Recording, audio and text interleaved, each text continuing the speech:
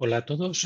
Voy a resolver el ejercicio del control para casa de planificación agregada y para ello lo que voy a utilizar es el Excel.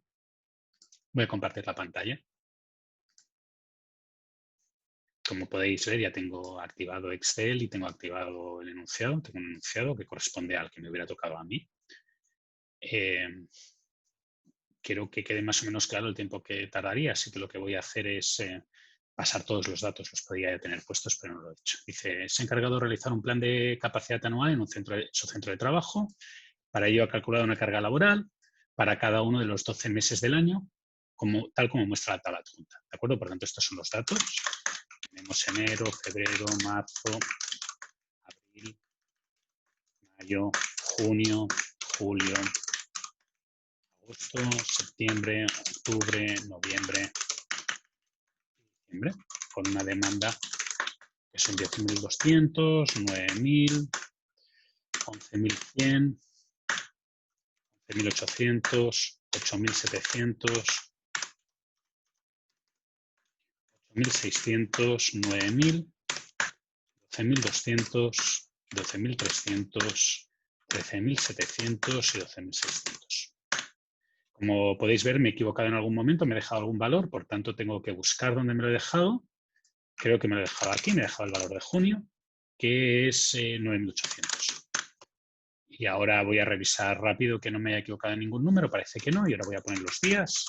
Fijaros también que he dejado una columna en blanco que va a servir para guardar los valores iniciales, ¿de acuerdo? Ya dice, la dirección baraja dos propuestas. La primera es la estructura actual. Se mantiene una nómina fija de trabajadores todo el año, por tanto, debe ser una plantilla constante, una tasa constante.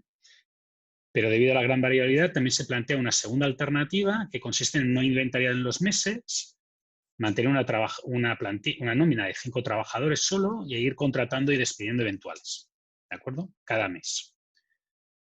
Para evaluar el plan que le parece económicamente más conveniente, ha decidido utilizar los siguientes valores. Empezar el año con el equivalente a 1.000 horas hombre. Por tanto, cuando tengamos el stock de seguridad, vamos a tener 1.000 horas hombre. Unos costes que ahora no me interesan, una capacidad productiva que ahora no me interesa, otros costes, y dice, indique el número de trabajadores fijos que necesitaría. Fijaros que en algún momento me debo de haber dejado el tema del stock de seguridad y si os fijáis es en el segundo párrafo. El segundo párrafo dice, esta carga laboral responde a la demanda firme asegurada por los clientes de la empresa, que a su vez le piden poder responder a cambios de demanda puntuales equivalentes a una semana de demanda. ¿De acuerdo? Por tanto, fijaros que eso sería a 5 días. 5 días. ¿Cuál es la demanda de 5 días?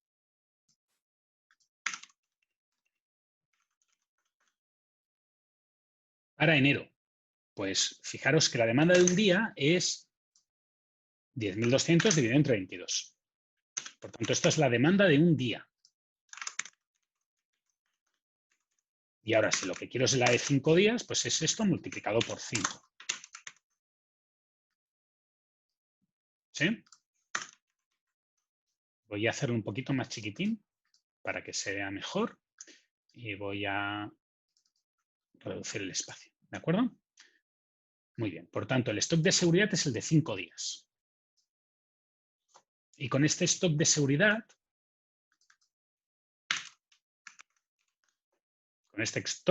voy a poder calcular la demanda corregida. Es la demanda teniendo en cuenta ese stock de seguridad que nos piden nuestros clientes que tengamos. Y es igual a la demanda más el stock de seguridad que tengo que tener al final del periodo, menos el stock de seguridad inicial. Por tanto, la demanda corregida son estos valores de aquí. ¿Sí? Con decimales o sin decimales. Yo simplemente estoy haciendo las columnas más chiquititas porque así me resulta más cómodo para trabajar. Esta demanda corregida, fijaros que en el primer plan nos están diciendo que tiene que ser una plantilla fija de trabajadores. Cuando se trabaja con una cantidad fija, con una tasa fija, se trabaja sobre acumulados. Por tanto, lo que voy a hacer es la demanda corregida acumulada y los días acumulados. Y para ello lo que hago es ir sumando la demanda corregida y los días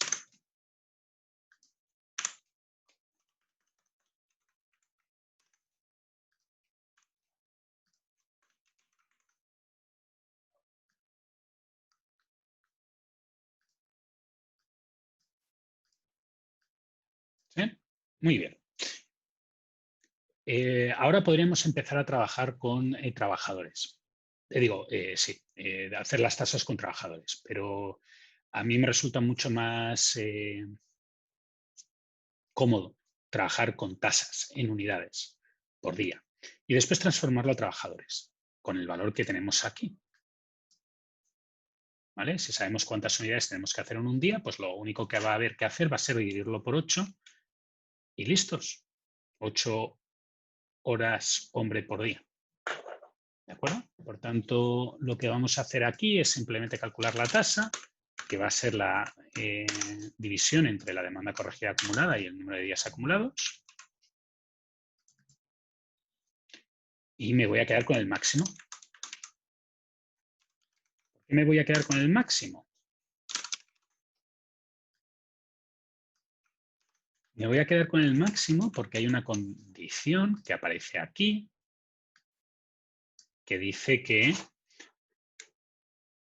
la empresa no puede permitirse faltantes de inventario, por lo que todos los planes deben asegurar que se cumple con las demandas indicadas y con el inventario de seguridad comprometido. A eso se le llama un plan a tasa constante sin rupturas y corresponde a la mayor de todas las tasas. En este caso, pues el máximo, que coincide que es el último valor. Pero yo me he quedado con la tasa máxima. ¿De acuerdo? Ahora, esa es la tasa máxima para ver el número de trabajadores que necesito. El número de trabajadores. Fijaros que cada trabajador hace 8. Tengo que hacer 548 al día. Cada trabajador, tengo que hacer 541,9 al día. Pues lo que necesito es tomar este valor de aquí y dividirlo entre 8. 67,74. Y este sería el primer valor que nos pediría el ejercicio. Indique el número de trabajadores fijos que contrataría según la primera propuesta. 67,74. ¿Vale? Ahora, vamos a la B. Dice, indique el inventario máximo que se incurriría en la primera propuesta. ¿De acuerdo? Y ahora, no nos están pidiendo el exceso de stock, nos están pidiendo el inventario máximo, por tanto, lo que tenemos que ver es el inventario. Este cálculo ya lo vimos con las tasas. Lo único que hay que hacer es, yo voy a hacer 541,94 al día, cada día del mes. Y ahora esta fórmula la tengo que arrastrar. Y fijaros que aquí me sale un 0 porque es que se me ha desplazado la fórmula para abajo. Se me ha desplazado el día del marzo, que está bien, pero se me ha desplazado el 541,94. Por tanto, me voy a ir aquí y esta fórmula de aquí, voy a fijar la casilla I16 con dólar. No, esto no es inventario, perdonad, esto es producción. Voy a fijar la casilla con dólar y la voy a estirar para aquí.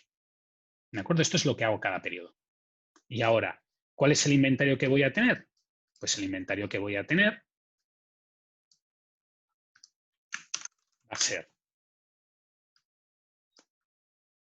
al principio el valor que yo esperaba tener y después los 1.000 con los que empiezo más los 11.923 que fabrico menos los 10.200 que vendo, pues voy a acabar el periodo con 2.722. Y así sucesivamente hasta abajo. ¿De acuerdo? Ahora, el enunciado nos pedía el inventario máximo. Por lo tanto, el inventario máximo corresponderá al máximo de estos valores. No me pedía ni el exceso en stock ni el defecto de stock, simplemente me pedía el inventario máximo. 11.465. Vamos ahora a indique el coste anual de la primera propuesta. Vale, en este enunciado, si os fijáis, en la parte de aquí, el único coste que hay en toda esta parte corresponde al sueldo de los trabajadores, el fijo y el variable, los trabajadores eventuales. Entonces, yo lo único que tengo que hacer es mirar el número de trabajadores que tengo, que es 67,74. Le pago a cada uno 12 meses y le pago el sueldo que me dice aquí, que son 550.000 pesos.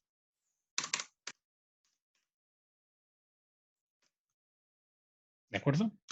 Si alguien me hubiera puesto 68, pues también, o sea, si hubiera redondeado esto al entero por exceso, también hubiera estado bien. Si queréis lo ponemos. Redondear de A más de esto, con 0 decimales. Bueno, pues ahora son 68, saldrían 448 millones. ¿De acuerdo? Pero esto no es la respuesta a la pregunta C. La respuesta a la pregunta C, si os fijáis, dice que las preguntas asociadas a costes indican las respuestas en millones de pesos con un decimal. Ese valor no son millones de pesos, son pesos. 448,8 millones de pesos. Esa es la respuesta correcta. 448,8. Por tanto, ¿qué tengo que hacer aquí? Pues simplemente tengo que hacer un en millones de pesos. Lo que tengo que hacer es redondear este valor dividido entre 1.000.000 con un decimal. ¿De acuerdo? 448,8 millones. Y ese es el valor correcto. ¿Sí? Plantearoslo desde un punto de vista práctico. ¿En qué sitio vais a poner ese valor en un informe o en unas láminas para presentarle a un gerente? Le vais a poner el otro valor, que es el que tiene sentido y el que se puede leer rápido. El valor con 50 ceros es válido en academia, pero más allá de la academia no. ¿De acuerdo? Una vez visto esto, podemos pasar al segundo plano. ¿Sí? Hemos calculado las tasas, hemos escogido el número de trabajadores transformando esa tasa de unidades al día en trabajadores que son necesarios para cumplir esas unidades al día. Hemos calculado la producción que hemos hecho cada mes, hemos determinado el inventario, nos hemos quedado con el máximo, hemos evaluado el plan teniendo en cuenta que en este caso los únicos costos son los de contratación y hemos pasado a millones. Ahora vamos al apartado B. Y en el apartado B, esta parte de aquí, mes, demanda, días, hasta demanda corregida es idéntica. Entonces, yo lo que voy a hacer para ahorrarme repetirlo todo es, voy a decir que lo copie de la hoja original hasta la demanda corregida, que es la que necesito. Estos ceros no los quiero, por tanto los voy a borrar. Y esto de aquí lo voy a hacer un poco más bonito porque así no tendré tanto espacio o tantos requerimientos de espacio, perdón. Y vamos al siguiente ejercicio. ¿Sí? Resulta que en el segundo ejercicio nos dicen que el plan consiste en no inventariar entre meses y lo que puedo hacer es contratar y despedir gente. Entonces, fijaros que si yo no quiero inventariar entre meses más allá de lo que me pide el inventario de seguridad, lo que tengo que hacer cada mes es la demanda corregida. ¿Sí? Yo tengo que fabricar esta cantidad exacta de unidades. Entonces, si yo tengo que fabricar exactamente esta cantidad de unidades y sé que tengo 5 trabajadores fijos, estos trabajadores lo que hacen son 5 multiplicado por 8 al día, 5 por 8 al día multiplicado por el número de días, hacen esta cantidad. Todo lo demás lo tienen que hacer trabajadores temporales. ¿Es cuánto tiene que hacer el trabajador temporal? Pues en total hay que hacer 11.518 y los fijos hacen 880, pues tienen que hacer la mayoría, 10.600 y algo. Esto es igual para cada uno de los periodos. Una vez tengo los trabajadores temporales, lo que se tiene que hacer por trabajadores temporales, esta cantidad de unidades, tal como nos lo plantea el enunciado, lo tenemos que transformar a trabajadores. Y para transformarla a trabajadores, por tanto, estos son unidades hechas por los temporales y estos son 5 trabajadores fijos, hacen esta cantidad de unidades. Lo que tengo que hacer es decir, bueno, pues si necesito hacer 10.638 y cada trabajador temporal, si os fijáis, dice que hace 6 en un día, pues 6 por días, o sea, el número de trabajadores que necesite. ¿Sí? Y ahora cada día tendré una cantidad de trabajadores temporales distinta o cada mes tendré una cantidad de trabajadores temporales distinta, que irá desde un número chiquitín como este 55 hasta un número ya más grandote como este 123. Y esa es la cantidad de trabajadores que necesitaré. Muy bien, pues vamos a contestar la pregunta, porque la pregunta no era esa, la pregunta era, indique el número mínimo de trabajadores eventuales que necesitaría. Pues el número mínimo, el mínimo de estos. Que podríais haber puesto o 55,4 o 56 o 55. Todos serían casos que se corregirían como correctos, porque el redondeo en este caso no es relevante. O sea, estamos intentando hacer un plan tentativo, estamos mirando a futuro. No es que vayamos a contratar exactamente a 55,4 personas o a 56. A lo mejor me interesa tener a un par más por si alguien se pone enfermo. Luego, un número máximo. Es lo que nos pide la pregunta E. Indique el número máximo de trabajadores eventuales. Por tanto, aquí lo que tendría que quedarme es con el máximo entre estos.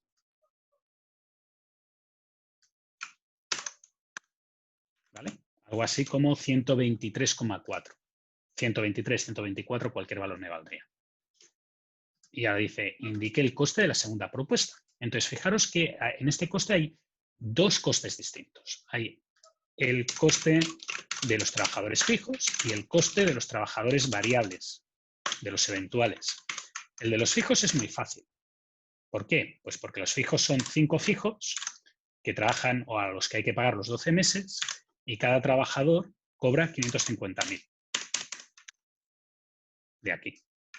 Por tanto, tengo esta cifra que aquí me ha quedado en chiquitín, pero la voy a hacer más grandullona para que sea mejor, que es un número con muchos decimales y por tanto es un poco ilegible.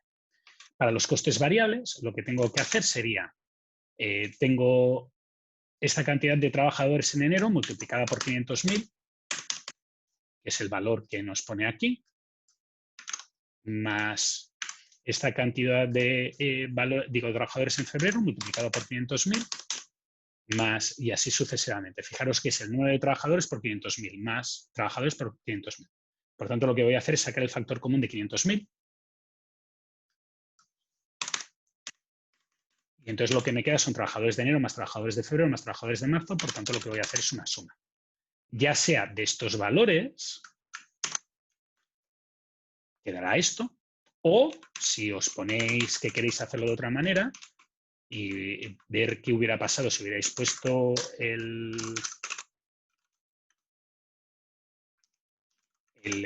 número de trabajadores redondeado hacia arriba, pues esto que he puesto aquí, que es el número de trabajadores redondeado hacia arriba, como alternativa, sería 500.000 más, por la suma de estos valores. ¿De acuerdo? Fijaros que entre 514 y 510 hay una diferencia de 4 millones. Yo he aceptado como ejercicio correcto cualquier número que tuviera una diferencia menor a un 5% del uno del otro. Por tanto, redondeéis arriba o redondeéis abajo, saldrá lo mismo. Estará correcto. ¿Sí? Por tanto, ahora el coste total sería la suma de estos dos valores, que vuelve a ser una cantidad difícil de leer. Por tanto, lo que tenéis que hacer es redondear este valor dividido entre 1.000.000, para que salgan millones, con un decimal solo. Y sale 544. ¿Por qué sale 544? Porque en realidad es 543,96. 543,96, el 96 se redondea hacia arriba, pero eso sale en 544. ¿De acuerdo? Si aquí hubierais puesto dos decimales, fijaros que sale, ahora sí que sale el 96. Pero con un decimal se redondea hacia arriba y sale 544. Y eso sería la respuesta a la pregunta F. ¿De acuerdo? Eso es todo. Gracias por escucharme. Este vídeo, extrañamente, esta vez os voy a subir la hoja de cálculo para que la miréis, básicamente porque no es habitual este tipo de ejercicio en ninguna prueba. No creo que os vaya a servir más allá de verificar qué es lo que habéis hecho mal en vuestros cálculos para esta prueba concreta. para este control concreto. Muchas gracias y nos vemos. Cualquier duda me enviáis un correo electrónico y luego hablamos. Gracias, hasta luego.